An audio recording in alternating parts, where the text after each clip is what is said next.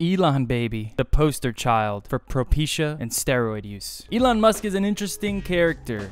I, just like you and many other young millennials, young adults, thought Elon Musk was this really sort of fascinating Tony Stark-like character. But as time goes on, I'm starting to see that facade sort of break down. And I know MKBHD is a big Elon Musk fan, and I'm hoping as he sits down with him, he really asks those hard-hitting questions that we want to know, such as, how's production going on the Model 3? Did you actually mean to defraud investors with your latest tweet? Do you still take propecia? How many cc's of trend did you take to get that chiseled jawline? Now, it might sound like I'm being harsh on Elon here, but, you know, I was a really big fan of Elon, especially with what he did with PayPal. PayPal was a legitimate, game-changing service that he released, and I also really enjoy the work that he's doing with Tesla and SpaceX. But I just find some of his antics these days and his newly found celebrity to be somewhat annoying. Nonetheless, I do want to see this conversation that he has with MKBHD,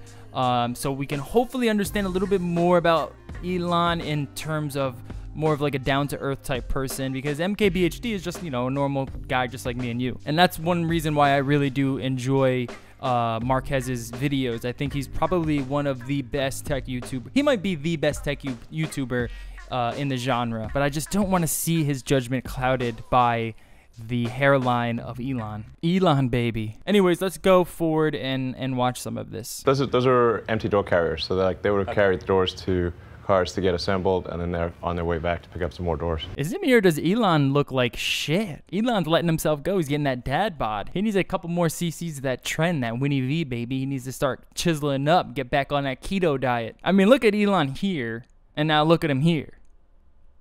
Just imagine Elon at like his local gym just shooting steroids into his ass cheek with some roid head right next to him screaming at him. To be honest, he's probably taking the most legit, high quality steroids that you could possibly get. He's probably getting some crazy experimental shit that some dude in a Norwegian lab is making. From the body type that he used to have to his voice, to everything about him previously when he started PayPal. Hi, Elon Musk speaking. To now, it's crazy the transformation that he had. I'm telling you, dude, if you ever need a case study for steroid use, Elon is your guy.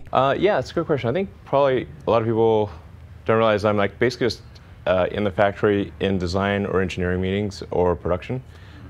So that's like 80–90% of the time. Now, from the reports that I've read about Elon, he does spend almost like a weird amount of time in his production facilities and behind the line trying to tweak things and get things right, you know, because he really does care about Tesla and he really needs it to succeed, or else it kind of tarnishes his legacy, and his ego is so massive that he can't have that. Tesla needs to succeed for him, and he's going to do whatever he can to make that happen, which is why I like to bet on Elon. A lot of people bet against him. In fact, a lot of the investing community specifically bets against him. But I like to bet for him just because he has that nature that many other CEOs just really don't have at all. And not many other CEOs are shooting up tons of trend. Well, I guess Jeff Bezos would be the other one. Let's get Elon and Jeff Bezos in a ring together so the winner takes the other's company. That's a better idea than fucking Jake Paul and KSI.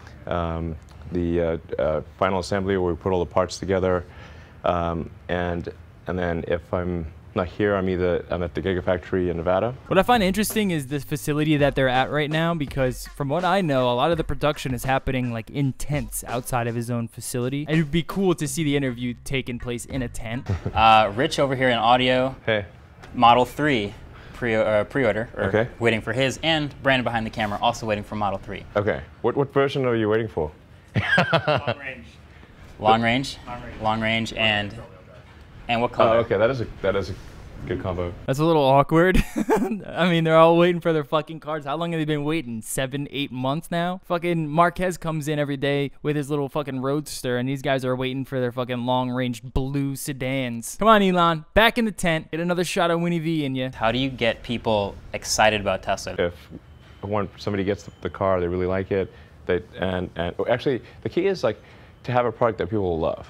Yeah. And generally people, if they're at a party or touring friends or whatever, you'll talk about the things that you love. Elon is definitely a lot more eloquent on Twitter. And generally people, if they're at a party or This is the reason why people love Tesla. One, because Elon's behind it. Two, because SpaceX is such an amazing, grand company that he started. And three, Tesla is that car that a lot of people want because it is electric. You're saving tons of money. It's good on the environment, but they make it look really cool. And the whole Apple sort of aesthetic that surrounds Tesla is really what pushes it, and that's the reason why Apple sells so well. People just want clean, minimal designs with really high fidelity parts on it, and that's what Tesla provides, and he has something there. The only issue with that is I guess it's extremely difficult to produce. I think in order for us to get to, like, let's say ultimately getting to like a $25,000 car, that's something we could do, but it's probably, if we work really hard, I think maybe we could do that in 3 years. Another example of him overpromising. There's no way he can get a $25,000 car out in 3 years. They technically can, but they might make like 5 of them. Look at the production of Mercedes. Look at the production of BMW. Look at the production of supercars. Look at the production of luxury cars like Rolls-Royce. I mean, it's just insane. If you don't have that production, which takes decades and decades of just experience to get there, it's really difficult to kind of make it in that industry. I mean, really, like, we've got definitely way more product ideas than we have resources to execute. Oh, you don't say. But more importantly, I was interested in is the 200 kilowatt hour battery and the 600 plus mile range. Are these numbers assuming an improvement in available technology, or are they something you can achieve now but don't have the manufacturing capacity to, or is it somewhere in between? So you can double the number of modules inside, but it would still be like maybe an 80% increase in the volume of the packs. Like the floor would get 4 or 5 inches higher if it was current technology. We think we'll probably get another maybe 20%, 10, at least 10, maybe 20% improvement. It's kind of like with computers. Like they've come out with a new like graphics card or CPU. It's like initially it's expensive, but then over time that price drops down. And people like wonder, is it like, do you have like automation? Do you have people? It's like we have both. Yeah, the battery technology is probably the most interesting aspect of Tesla. Essentially, this is what Tesla batteries are. They're basically a shitload of 18650 cells, kind of just all connected to each other in this gigantic array that's surrounded by this steel, so it doesn't get penetrated and explode upon, you know, crashing or any sort of like dips in the road. You know, you hit the pin and you don't want your cells to dent, which can cause shortages and basically just violently vent. Today we're gonna overcharge 2 18650 batteries.